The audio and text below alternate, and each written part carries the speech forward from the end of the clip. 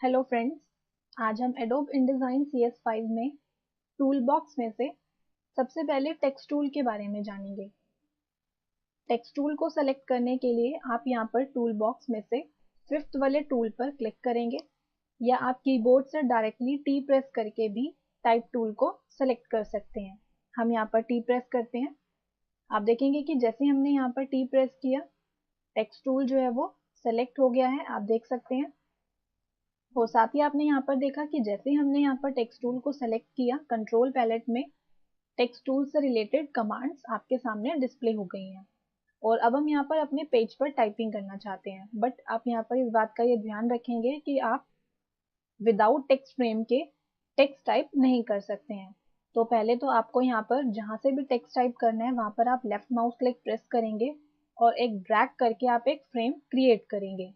जैसा कि आप देख सकते हैं, जितना भी बड़ा आप टेक्स्ट फ्रेम क्रिएट करना चाहते हैं वो आप अपनी नीड के अकॉर्डिंग ड्रॉ करेंगे। और अब हम यहाँ पर लेफ्ट माउस क्लिक को रिलीज करते हैं। आप देखेंगे कि जैसे हमने लेफ्ट माउस क्लिक को रिलीज किया, हमारा जो कर्सर है वो टेक्स्ट फ्रेम में ब्लिंक कर रहा है, जैसा कि आप देख सकते हैं। और अगर अब आप यहाँ पर टेक्स्ट टाइप करना चाहते हैं और सिंपली अब आप यहाँ पर टेक्स्ट को टाइप कर सकते हैं, जैसा कि आपने देखा। इसी के साथ आप यहाँ पर देख सकते हैं कि टेक्स्ट का जो साइज है वो काफी छोटा है। इसे बड़ा करने के लिए हम यहाँ पर इसे माउस की हेल्प से सेलेक्ट करते हैं। देन हम यहाँ पर कंट्रोल पैलेट में आएंगे और टेक्स्ट साइज के इस ड्रॉप डाउन बटन पर क्लिक करेंगे तो आप देख सकते हैं आपके पास यहाँ पर डिफरेंट डिफरेंट साइजेस हैं। सपोज हम यहाँ पर 24 पॉइंट पर क्लिक करते हैं। जैसे हम इस पर क्लिक करते हैं तो जो टेक्स्ट का साइज है वो 24 पॉइंट में चेंज हो जाता है। इसके अलावा अगर आप यहाँ पर लेफ्ट हैंड साइड पर ये छोटे छोटे बटन देख रहे हैं, जिसकी हेल्प से आप टेक्स्ट के साइज को बड़ा और छोटा कर सकते हैं। अगर आप ऊपर वाले बटन पर क्लिक करते हैं तो इससे आप टेक्स्ट के साइज को बड़ा कर सकते हैं। और अगर आप यहाँ पर नीचे वाले बटन पर क्लिक करते हैं तो आप यहाँ से टेक्स्ट के साइज को रिड्यूस कर सकते हैं, जैसा कि आप देख रहे हैं। और अगर अब आप यहाँ पर टेक्स्ट पर से सिलेक्शन हटाना चाहते हैं, सिंपली आप बाहर की तरफ इसी टेक्स्ट फ्रेम में कहीं पर भी क्लिक करेंगे तो ये सिलेक्शन को यहाँ से हटा देता है। इसी तरह अगर आप यहाँ पर फॉन्ट फेस चेंज करना चाहते हैं, फिर से आप अपने टेक्स्ट को सेलेक्ट करेंगे। देन आप यहाँ से फॉन्ट फेस के इस ड्रॉप डाउन बटन पर क्लिक करके जो भी फॉन्ट अपने टेक्स्ट पर अप्लाई करना चाहते हैं वो आप यहाँ से सेलेक्ट कर सकते हैं। अब सपोज हम यहाँ पर ये वाला फॉन्ट सेलेक्ट करते हैं, हम इस पर क्लिक करते हैं। जैसे क्लिक करेंगे आप देखेंगे कि यहाँ पर फॉन्ट फेस चेंज हो गया है। इसी तरह अगर आप यहाँ पर अपने टेक्स्ट को बोल्ड करना चाहते हैं, फिर से आप यहाँ पर अपने टेक्स्ट को सेलेक्ट करेंगे। अभी आप देख सकते हैं कि जो हमारा टेक्स्ट है वो रेगुलर है। इसे बोल्ड करने के लिए हम इस ड्रॉप डाउन बटन पर क्लिक करते हैं और यहाँ से सेलेक्ट करते हैं बोल्ड।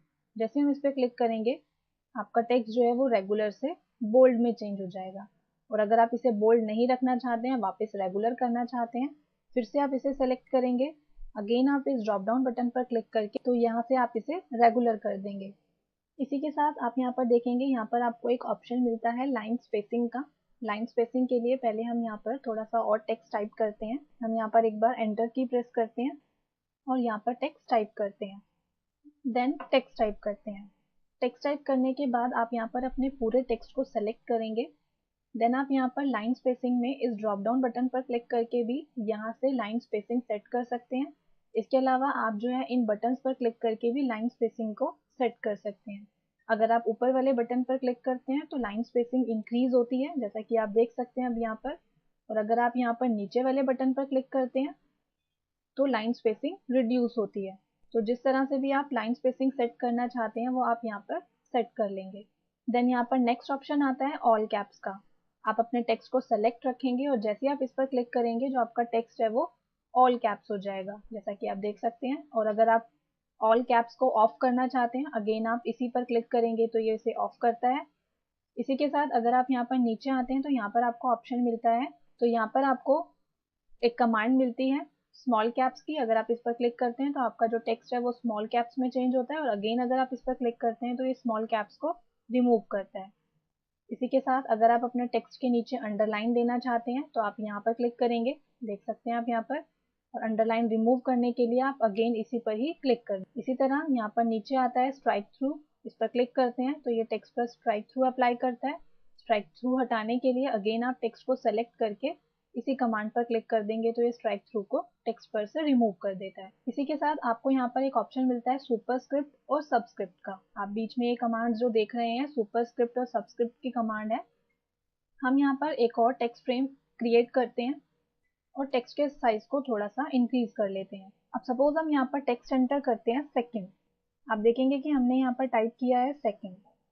जनरली आपने देखा होगा कि जब भी आप इस तरह का टेक्स्ट टाइप करते हैं तो जहाँ पर एनडी है वो ऊपर की तरफ होता है, उसकी जो पोजीशन होती है वो ऊपर की तरफ होती है। तो अब हम यहाँ पर चाहते हैं कि जो एनडी की पोजीशन है वो थोड़ी सी ऊपर की तरफ शिफ्ट हो जाए। तो यहाँ पर सिर्फ आप एनडी को सेलेक्ट करेंगे, देन कंट्रोल पैलेट से सुपरस्क्रिप्ट कमांड पर क्लिक कर देंगे। तो आप देख सकते हैं इसने जो है आपके टेक्स्ट को सुपरस्क्रिप्ट में कन्वर्ट कर दिया है।